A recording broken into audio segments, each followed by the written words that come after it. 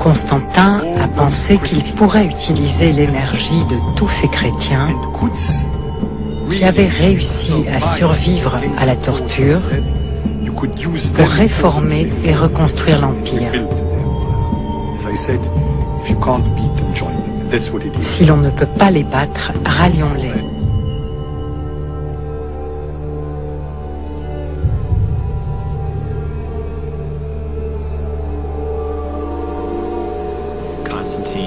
Constantin doute de la puissance de son armée.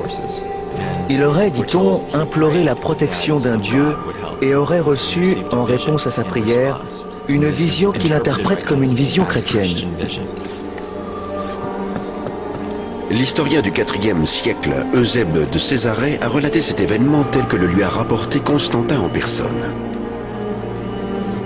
Il affirmait qu'il avait vu dans l'après-midi, lorsque le soleil baissait, une croix lumineuse au-dessus du soleil, avec cette inscription en grec « Vainquez par ce signe ».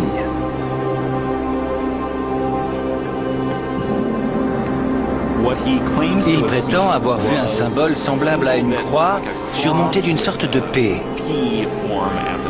Il s'agit des lettres Chi et Rho, les deux premières lettres du Christ en grec.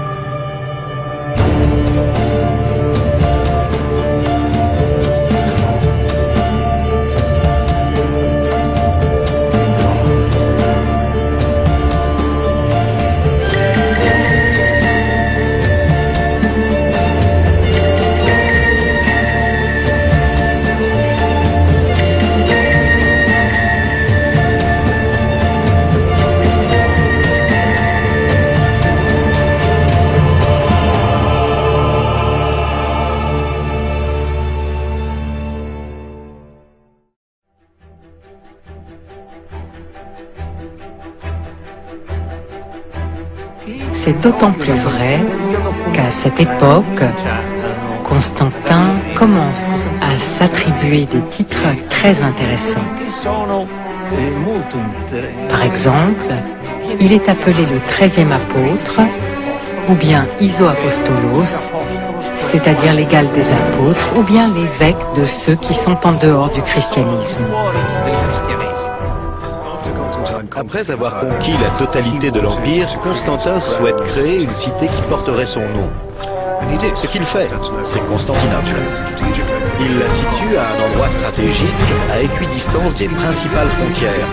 Et il choisit délibérément de fonder une ville n'ayant aucun rapport avec ses prédécesseurs païens.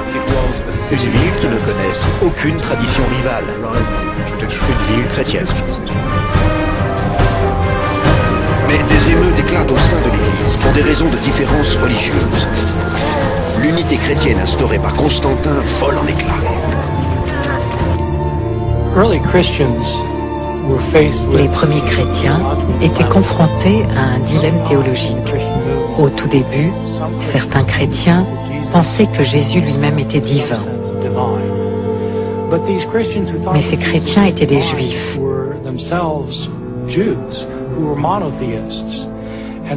Aussi, la question se posa immédiatement.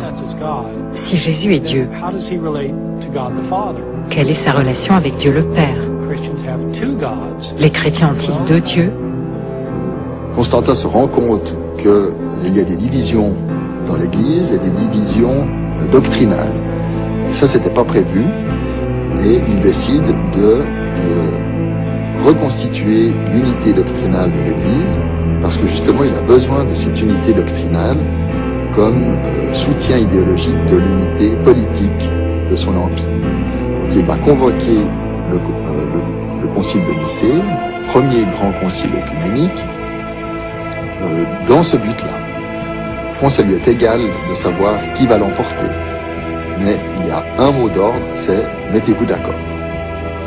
Pressé de trouver une solution au conflit, Constantin demande aux représentants de l'Église de faire cesser cette controverse sanglante. Il réunit donc un concile de plus de 300 évêques dans la ville de Nicée. Il les charge d'arriver à une définition commune du credo chrétien.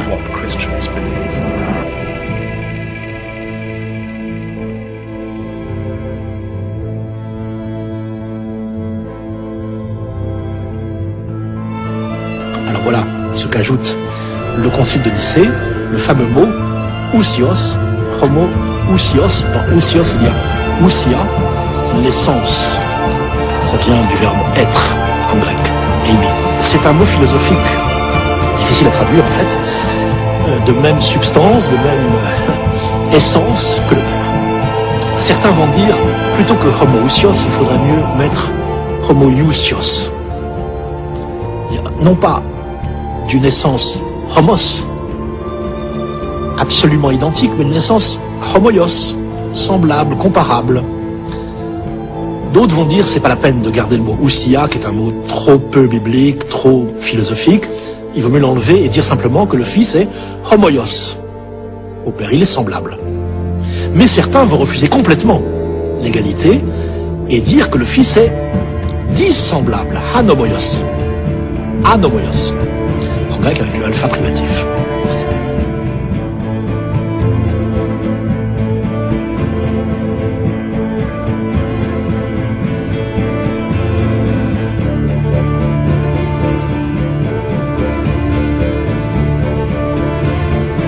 C'était lui, le païen, qui décidait de l'orthodoxie religieuse, du vrai chemin. L'empereur était l'homme le plus puissant de l'Assemblée. Il allait personnellement d'un évêque à un autre avec un bout de papier qui leur demandait de signer.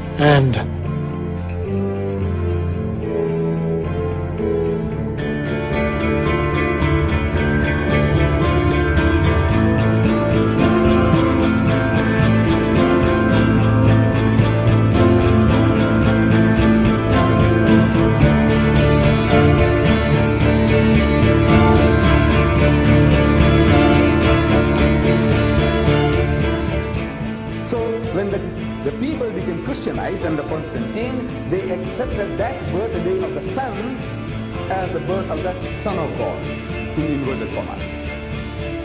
So it is not the birthday of Jesus.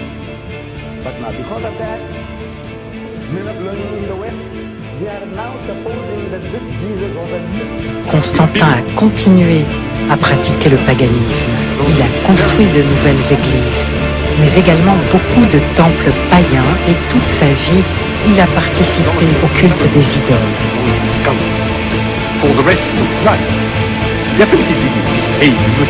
Il ne s'est conduit ni comme un bon chrétien, ni comme un bon romain.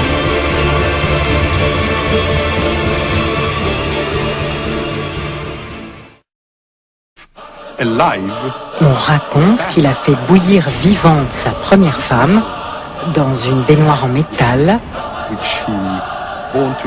et ensuite, il a tué leur fils de ses propres mains. Constantin entend signifier par là qu'il n'est pas accessible à la pitié, même s'agissant des membres de sa propre famille.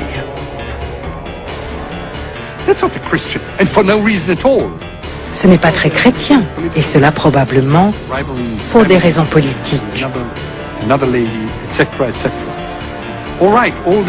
Cela ne l'a pas empêché de présider les conciles, alors qu'il n'était pas chrétien.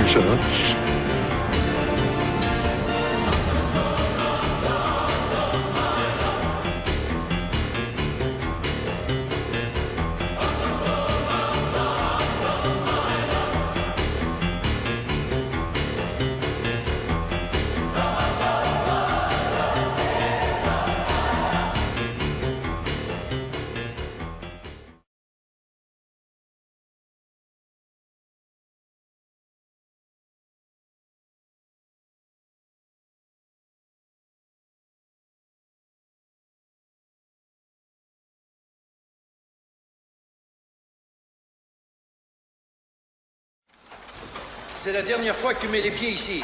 Pourquoi? Parce que tel un apôtre, Ta tâche n'est pas d'interpréter, mais de délivrer.